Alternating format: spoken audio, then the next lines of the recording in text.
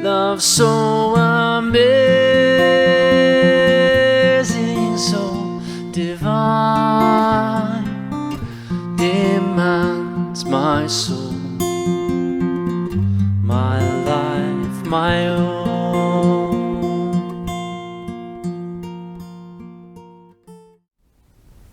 Woman, behold your son. Behold your mother.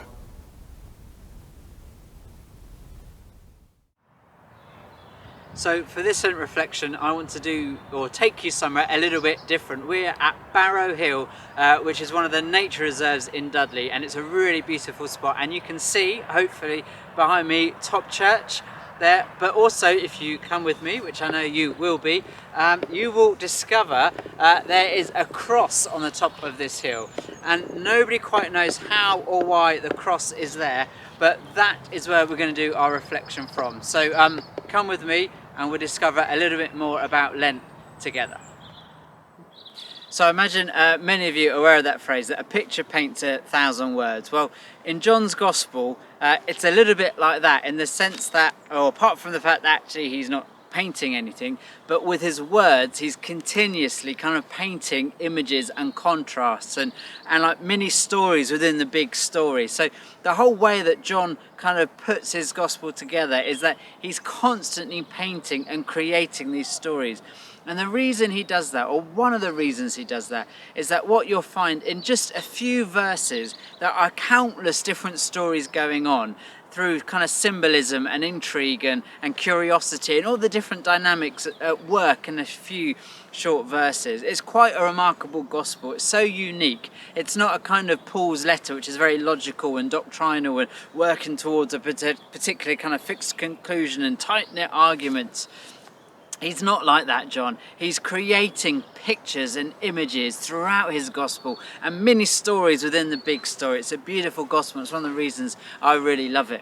And this particular saying of Jesus comes in a mini story, and it comes in a story which, if you get a chance to look at the few verses before and after the saying, because if you do that, you'll discover there's so much more going on here than meets the eye, because it's John's gospel. He's painting pictures and images and ideas.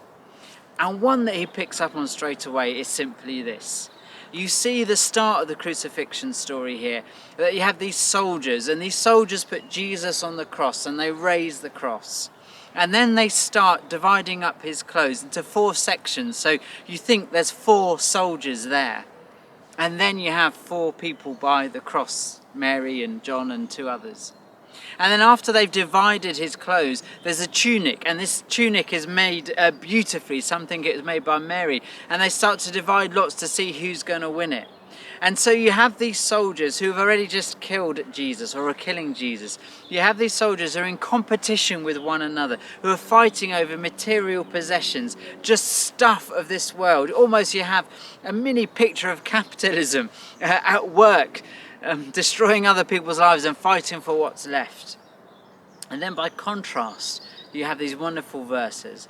But there stood by the cross of Jesus was his mother, and Mary, and Salome, I'm not sure how you pronounce that, and the beloved disciple.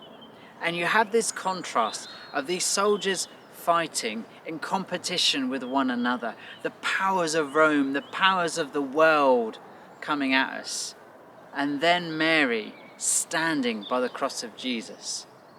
If you ever go to Glasshampton Monastery and you go up the long kind of winding drive, which is awful for your tyres, but when you get there, it says over the door, there stood by the cross was Mary, Jesus' mother.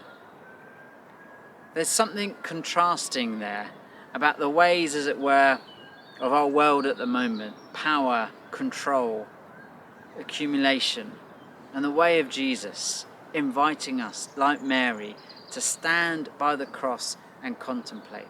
If Lent is about anything, it's really about trying to turn our backs from this competitive world of getting, advancing and getting on top of one another and being the main person or whatever in charge of things, and moving to that place where there's Mary and there's a beloved disciple, and we're contemplating, standing by the cross. And if you've not had a chance to do that, start doing it this Lent.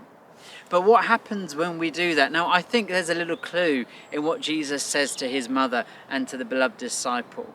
And after that Jesus said those words, it says this, John says this, that they took one another into their homes.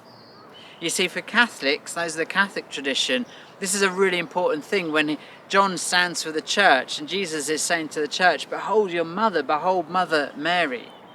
For some who are caught up in the kind of family dynamics of what's going on, it's really important because Mary is Jesus, as it were, only relative on earth that we know about, and Jesus is thinking about her at the moment of his death and ensuring her care and protection.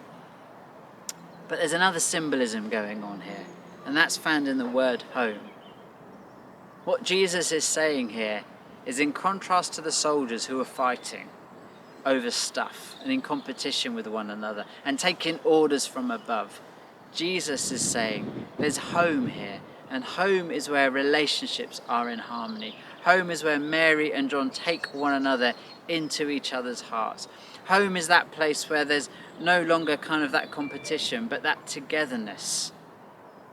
Jesus says in John's Gospel, he goes to prepare a place for us, a place called home where we can belong.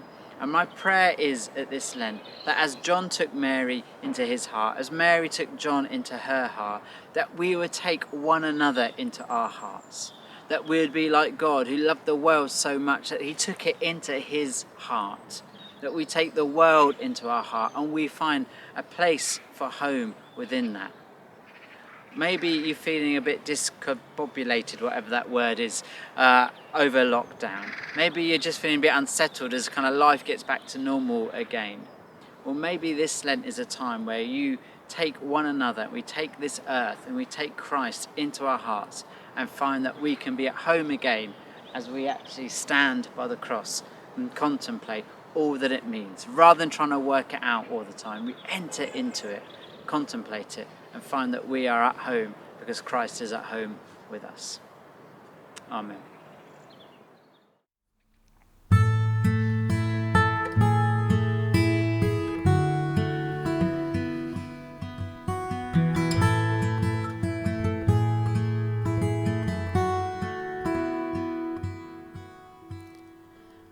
Born for this, you were born for this, born to walk this road and bear that rugged cross. But it's breaking my heart to see you like this, my son, precious child. The agony, oh the agony. I see you suffering and there's nothing I can do, but I'll walk by your side till we come to the end, my son, my precious child. I see the anguish in your eyes, and I've prayed this cup would pass you by. But I know it just has to be so. Though I don't understand the reason for so much pain, so much confusion.